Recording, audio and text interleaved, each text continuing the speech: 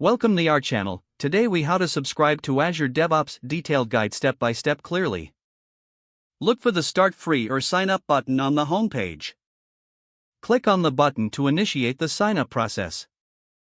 If you already have a Microsoft account, sign in using your credentials. If you do not have an account, select the option to create a new one. Follow the prompts to fill in the required information, such as your email address and password.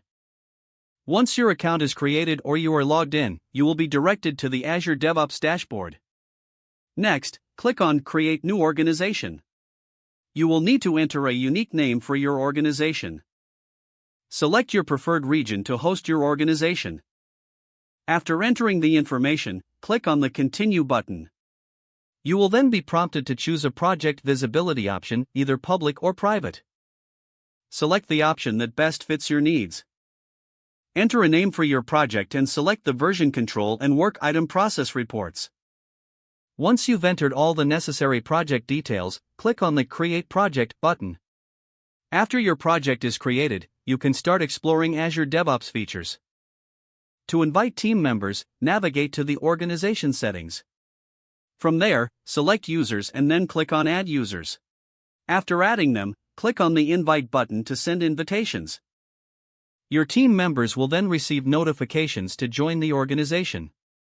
Now, you are all set to utilize Azure DevOps for your projects. Familiarize yourself with the various tools and services offered. Start by creating boards, pipelines, or repositories as per your project's requirements. Ensure you explore Azure DevOps documentation for in-depth guidance on its features.